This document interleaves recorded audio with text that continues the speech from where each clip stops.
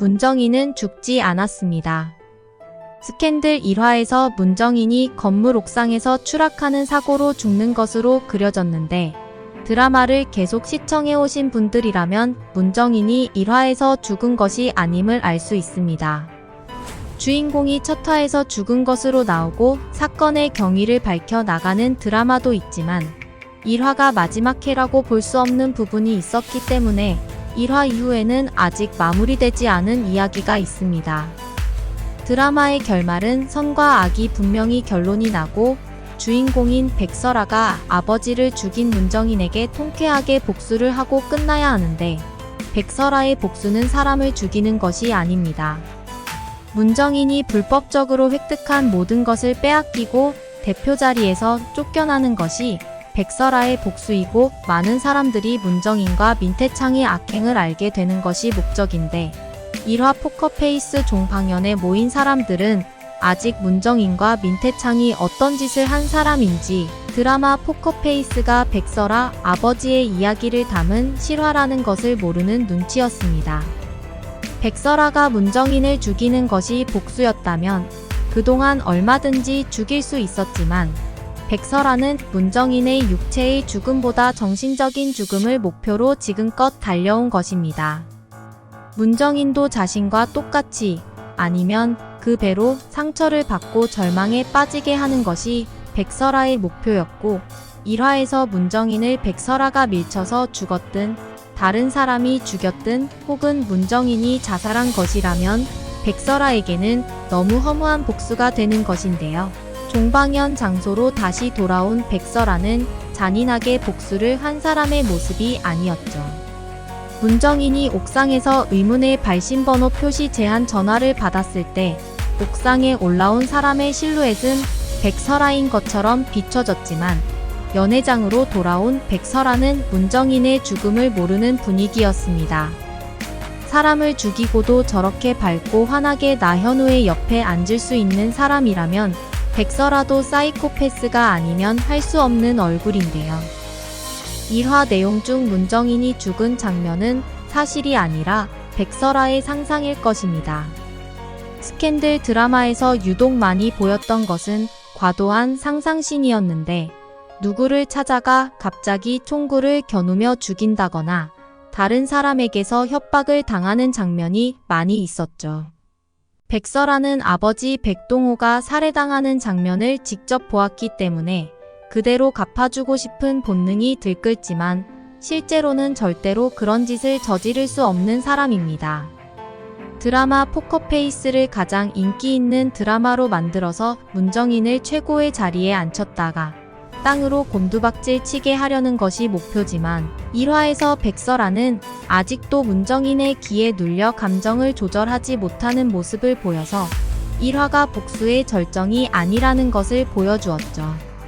1화가 복수가 펼쳐질 마지막 회라면 다른 등장인물들이 보여준 모습이 설명이 안 되는데요. 가장 중요한 부분은 서진호의 모습인데, 79회까지 진행된 내용을 참고해보자면 서진호가 문정인이 친엄마라는 것을 모르는 상태로 드라마가 끝나지는 않을 것이고, 민주련이 문정인과 서진호의 관계를 모르는 듯한 말을 하는 것도 이상합니다. 문정인은 옥상으로 올라가기 전에 민주련에게 나이든 여자는 젊은 남자를 사랑하면 안 되는 거냐고, 정우진을 사랑하는 게 잘못된 일이냐는 말을 하였고, 정우진을 다른 소속사에 빼앗기는 것을 극도로 싫어하였습니다. 문정인이 친엄마인 줄 알면 정우진이 소속사를 옮길 까닭이 없고, 정우진이 친자라는 것이 현재까지 밝혀진 상황에서 문정인이 정우진을 남자로서 사랑한다는 건 윤리적으로 있을 수 없는 일이죠. 문정인은 엄마가 아들을 사랑하는 평범한 감정 그 이상으로 정우진을 대했는데, 정우진이 친자라는 것을 알게 되자 커플 실내복에 보약에 대본 연습실 참관까지 남들 눈에 오해를 사기 쉬운 행동들만 하였고, 민주련과 정우진이 동침을 하는 것을 결사적으로 반대를 하였습니다.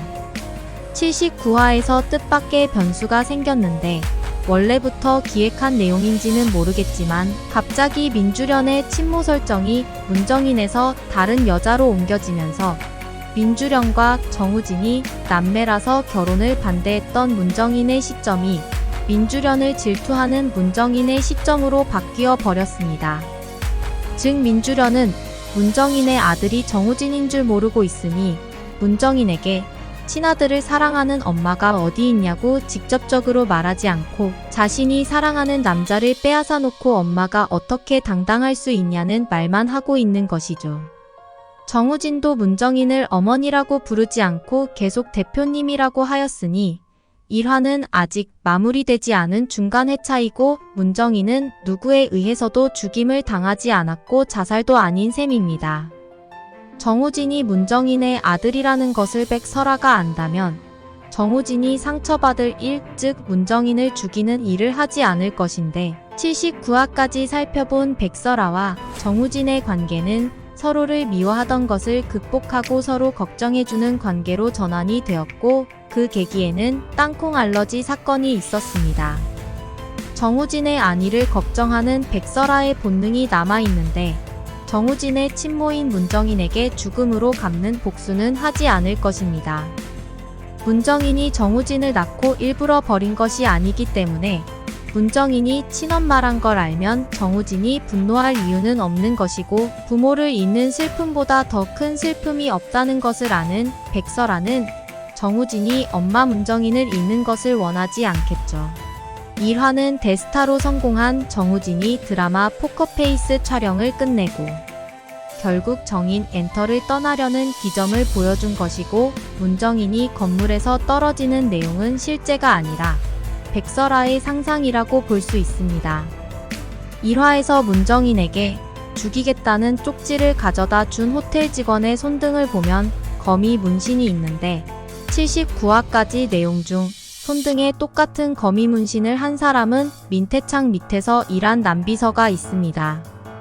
남비서는 1화에서 보이지 않았는데 거미 문신이 우연의 일치가 아니라 남비서가 성형수술한 것으로 보이고 민태창이 지시를 받고 쪽지를 전달했을 가능성이 있습니다.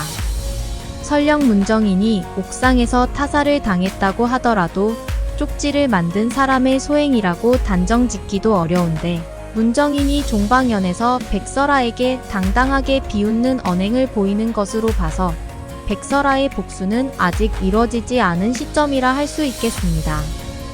1화가 마지막 회가 되려면 정우진이 문정인의 정체를 알고 끝나야 하는 건데 정우진은 여전히 제작사 대표 문정인을 걱정하는 눈빛으로 보았고 문정인이 민태창에게 폭행을 당할 때 구해주면서 문정인에게 반감이 없는 사람으로 묘사가 되었습니다.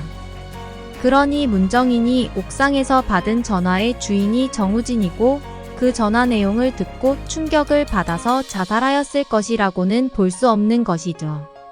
문정인이 이제껏 받은 충격 중에 제일 큰 것은 정우진의 유전자 검사였는데 문정인이 정우진을 남자로서 사랑했는데 알고 보니 친아들이었다는 통보를 받고 충격을 받았다면 모를까. 이미 그 내용은 문정인도 알고 있는 사실이라 그 일로 자살하지는 않을 것입니다. 문정인은 남을 끝까지 밟고 올라서려는 인물이지 스스로 죄를 뉘우치고 아들 정우진까지 포기하고 자살할 사람이 아닌데 만약 정우진도 문정인의 정체를 종방연 때 알고 문정인에게 확인 전화를 하다가 문정인이 괴로워서 죽음을 선택할 수는 있지만 정우진은 그 시각 종방연 회장에 있었기 때문에 가능성에서 배제됩니다. 문정인을 죽이겠다는 쪽지를 보낸 사람은 왜 거미 문신을 한 직원에게 부탁을 하였을까요? 거미 문신을 한 사람이 남비서가 아니더라도 민태창의 부하라는 걸 알려주는 표시인 것 같은데 백설아는 그 문신을 전에 본 적이 있고 문정인도 남비서의 손목을 한 번도 보지 못했을 리가 없는데 일부러 그 직원에게 쪽지를 전달해준 사람은 문정인을 살해한 사람이 민태창이라고 화살을 돌리려는 계략이 있을 수도 있습니다.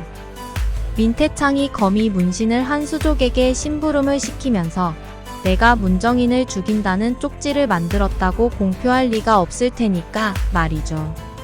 1화에서 주인공이 죽어서 당황했는데 드라마가 진행될수록 상상 장면이 너무 많아서 1화도 마지막 회가 아닌 백설아의 상상이라는 관점에서 써본 리뷰였습니다. 내용에 공감하시면 구독과 좋아요를 눌러주세요.